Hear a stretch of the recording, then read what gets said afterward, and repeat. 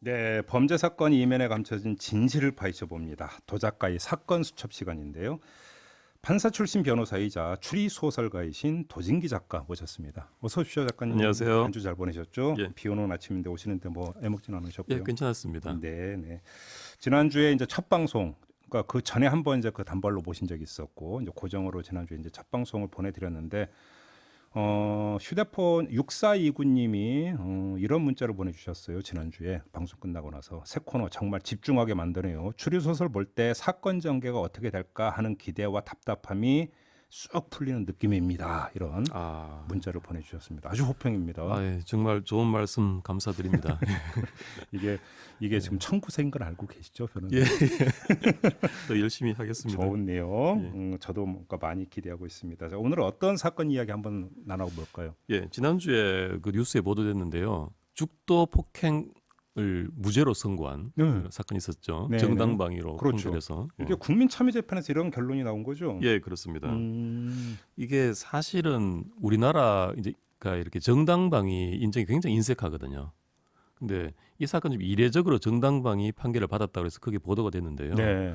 사실 이제 결론 자체는 굉장히 잘한 판결이라고 저는 보고 있고요. 오, 그렇게 보세요? 예. 그리고 이게 그 판사가 잘한 판결은 아닙니다. 배심원들이 잘한 배심원단이? 거예요. 예, 판사는 그냥 그 결정 그대로 예. 판결을 쓴 것뿐입니다. 예. 일단 그 사건 개요부터 한번 정리를 하고 이야기를 나눠볼까요? 예. 음. 사건은 작년 추석 무렵이었는데요. 네. 서울 강석의 한 단독 주택 그 2층에 사는 세입자가 네. 내려오다가 술이 취한 채 어. 마당에 있는 그 집주인 딸이 빨래를 걷고 있는 걸 봤어요. 그 딸이 이제 20살 정도 된 여성이었는데 예. 그 이제 술이 취한 채 그 딸한테 너 왜 어른 보고 인사를 안 하냐 이렇게 좀 시비를 건 거예요. 네. 그래서 딸의 그 어깨를 붙들고 이러니까 딸이 겁이 나가지고 음흠. 그 아빠라고 부르면서 네. 1층 집 안으로 들어가려고 했습니다. 예. 그러자 이 세입자의 그 64세 된 모친이 딸을 막아서면서 지금 너 들어가서 아빠를 불러오면 우리 아들 죽는다. 우리 아들이 술이 취했고 공황장애 증세가 있다 좀 봐줘라 이런 식으로 말린 거예요. 아, 뭐 하면 쫓겨날 수 있다 뭐 이런 식으로 생각을 했나 보죠? 쫓겨난다고 해서 당장 좀 당할 수 있다 이런 걱정이 있던 것 같아요. 예. 그래서 그 소동을 듣고 이제 자고 있던 그 딸의 아빠가 그 48살 된 남자분인데 네. 나와서 그 죽도 예. 죽도 아시죠? 예, 알아요. 1.5m 된 죽도를 들고 이 아들을 때린 거예요. 음흠. 그 때리다가 그 모친이 또 막았으니까 모친도 같이 맞았습니다. 오. 그래서 아들이 6주, 예. 모친이 3주 상해 진단이 나와가지고 네. 그 재판 회부가 된 거예요. 이 죽도를 때린 아버지 쪽이 예. 특수폭행, 뭐 치상 이런 건데 뭐 예. 죄명이 중요한 건 아니겠고요. 네.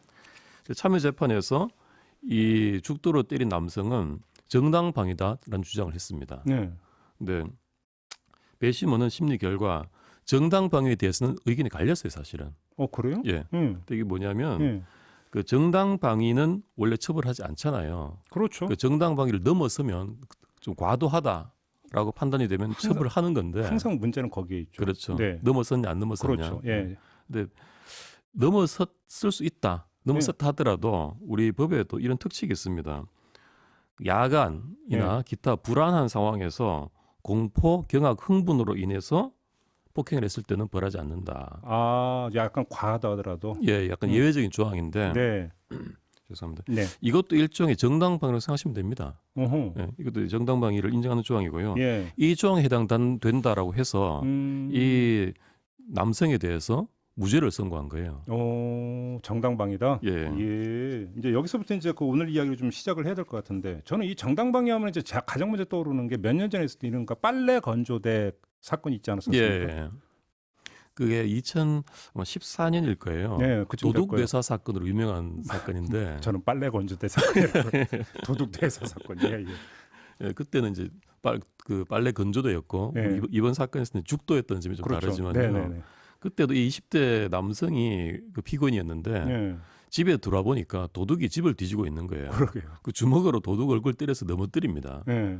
그 다음에 도둑이 이제 엉금엉금 기어서 도망가려고 하니까 네. 그때 이제 빨래 건조대로 도둑을 내려치고 발로 차고 네. 또 흙대로 때리고 해가지고 예. 도둑이 병원에 실려갔는데 네. 뇌사가 돼버린 거예요. 어이구. 그러다가 예. 한 9개월 뒤에 숨을 거둡니다. 예. 그래서 그 남성이 재판 회부됐는데 음. 이 경우는 정당방위가 인정이 안 됐어요. 이때는 예. 과하다. 예. 왜냐하면 이때 법원의 논리는 그거였어요. 처음에 도둑을 발견하고 예. 주먹으로 때려서 잡아뜨린 것까지는 좋다 이거예요. 예. 이거는 정당방위 맞다. 그런데 그 뒤에 도둑이 넘어져서 완전히 제압당했다 이거예요. 그 제압당한 상태에서 도망가려고 엉금엉금 기는데 거기서 방이 네, 필요가 없어져 버렸다. 그렇죠. 예. 바로 그겁니다. 필요성이 없는데 과하게 예. 발로 차고 건조대로 때리고 한 것은 정당방위를 넘어섰다라고 해서 이 경우는 유죄다라고 해서 판결을 내렸었거든요. 그러니까 사실 이 사건과 비교해 보면 이 도둑내사 사건에서 청년이 더 정당할 수 있죠. 그러니까요. 자기 집에 들어온 도둑인데. 이때 여론이 많이 뭐 그 엄청난 논란이 있었던 걸로 예. 제가 기억을 해요. 그래서 1심에서 사실은 실형을 받았다가 네. 2심에서 여론이 하도 이제 들끓으니까 예. 집행유예로 감형이 됐습니다만 예, 예. 유죄라는 결론이 바뀌진 않았어요. 이 사례에 비교해 보면 이번 죽도 폭행이 조금 더 예외적이죠. 근데 얼핏 들어오면 죽도 폭행 사건 같은 경우는 그 술 취한 그러니까 아들은 그렇다 하더라도 60대 어머니까지 이제 죽도로 이제 그 폭행을 했다는 거 아닙니까? 예. 얼핏 보면 이건 너무 과한 거 아니야? 이렇게 생각하기 쉽잖아요. 근데 아마 그런 상황이었던 것 같아요. 어머니를 향해서 죽도를 때렸다기보다는 아들을 말리려고 끼어들다가 맞은 거죠. 그러니까 휘두르는데 그러니까 어머니가 이제 막 말리려고 하다 보니까 이제 맞게 되는 상황이 됐다. 예. 이렇게 보는 거고. 예. 아무튼 그러면 배심원단의 판단을 좀 더 자세하게 좀 그 봐야 될 것 같은데요. 어떤 점에서 이렇게 판단을 했다고 봐야 되는 겁니까? 일단 그거죠. 이 시대가 밤 8시였다는 점이 중요합니다. 밤 8시. 야간. 예, 아까 그 특칙에서도 야간 기타 상황에서 당황하면은 괜찮다라는 거잖아요. 아, 예, 야간이라고. 야간이었고 또 배심원들의 정서상 또 정의관념에서 그 자기 어린 딸을 이 술 취한 중년 남자가 위협적으로 얼르고 있을 때 아버지가 죽도록 폭행하는 것 정도가 전체적으로 봤을 때 뭐 처벌할 만한 그런 행동이냐 이렇게 본 것 같거든요. 네. 이게 어떻게 보면은 이 배심원들의 판단이 좀 더 우리의 정의관념에 더 부합한다고 볼 수 있습니다. 오히려 현실성에 가깝다. 예, 그래서 법원은 굉장히 인색하게 짜게 인정을 하고 있거든요. 왜 그러냐면 이 정당방위란 게 가장 근접한 게 사실은 복수입니다. 복수.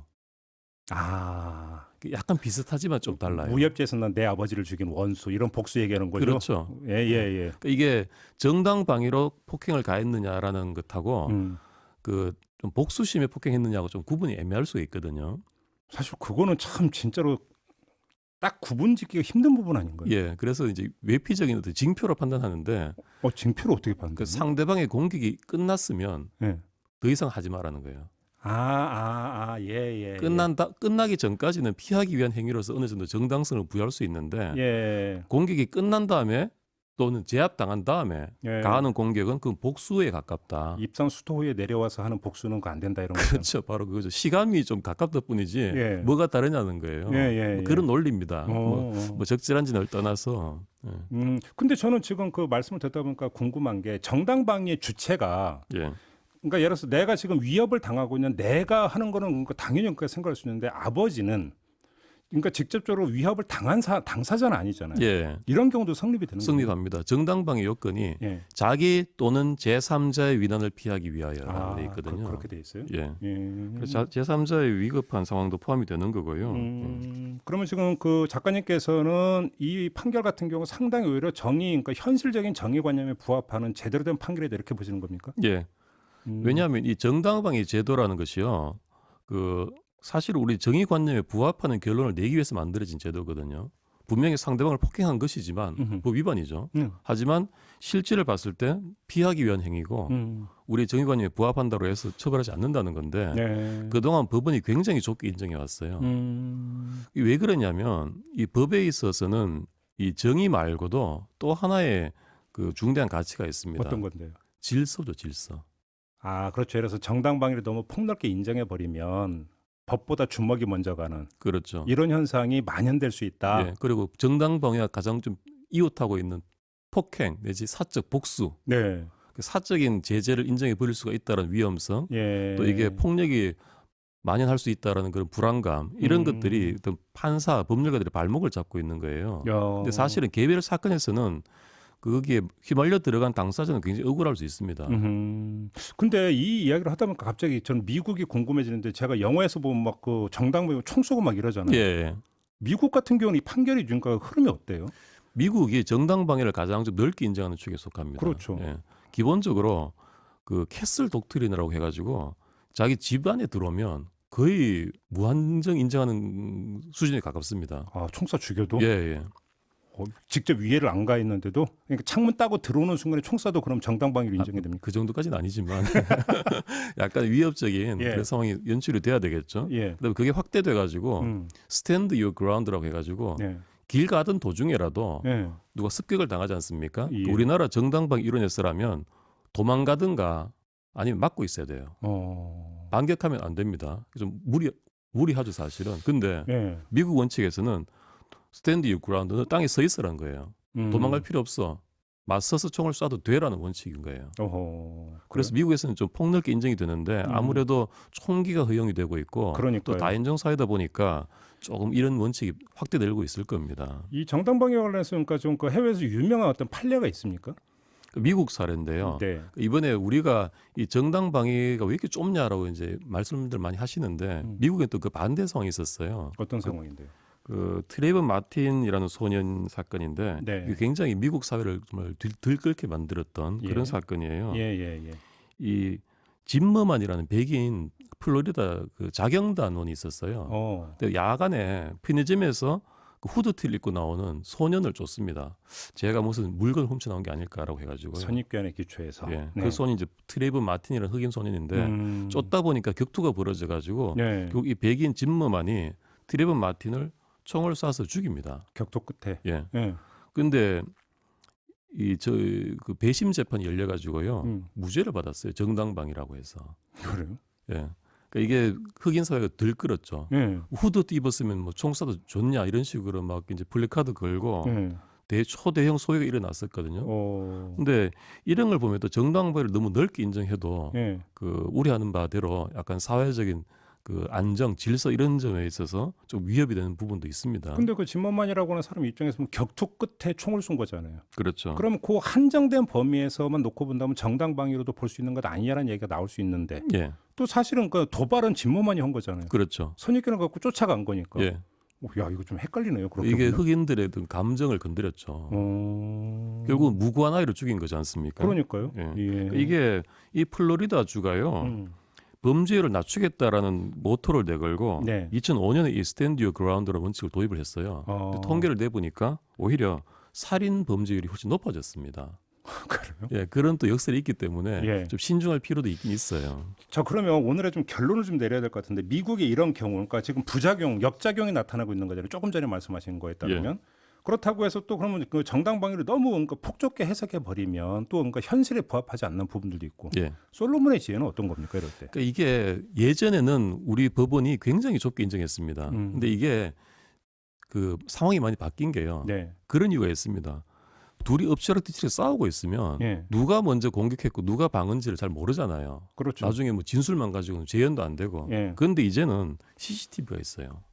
아, 그렇죠. 휴대폰 촬영도 있고. 그렇죠. 이걸 보면 이제는 누가 공격자고 네. 누가 어떤 필요에 의해서 방위 행위로 폭력을 썼는지를 좀 알 수가 있단 말이죠. 예. 그렇다면 이제는 예전 것처럼 그렇게 어떤 그 정은의 불분명성에 그 의거해서 할 수 없이 좀 좁게 인정하는 데서 좀 벗어나서 예. 이제 명확하게 잘잘못을 가려주고 예. 누가 공격자고 누가 정당 방위인지를 좀 가려주는 쪽으로 가는 게 필요하다는 거죠. 그 말씀을 드리니까 갑자기 실생활에 정말 부합되어 있는 사례를 가지고 질문을 마지막으로 드리고 싶은데요. 예. 쌍방 폭행이 종종 있지 않습니까? 그렇죠. 술 먹고 예. 드자비질을 하는 경우도 있고.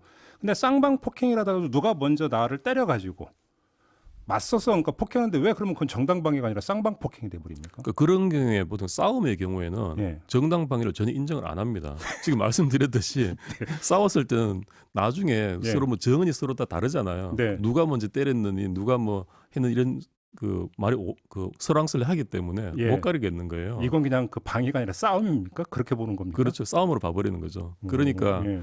그 싸움이 일어나기 전에 네. 그 법이 좀 무리한 걸 요구하는 겁니다. 계속 맞고 있든가 도망가든가 예, 맞아요. 이걸 요구하는 거거든요. 왜 맞아요, 그러니까? 그러니까 또 뭐 그러고 우리가 무슨 UFC 김동현 선수도 아니고 뭐 방어만으로 이걸 막을 수 있는 상황도 아닐 거잖아요. 그러니까요. 정당방위로 인정받고 싶으면 일단 충분히 맞아라. 이건 말이 좀 안 되는 얘기거든요. 그렇죠. 법이 말하자면 요구할 수 없는 수준의 것을 요구해 왔던 거예요. 예. 아무튼 그런 점에서는 이거는 요번에 어떤 그 판결은 상당히 의미가 있는 예. 곱씹어야 되는 판결이다 이렇게 정리를 하면 되겠네요.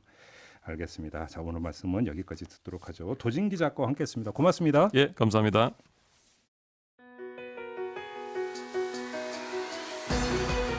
이슈의 핵심을 꿰뚫는 예리한 시선, 믿고 듣는 진품 시사 김종배 시선 집중.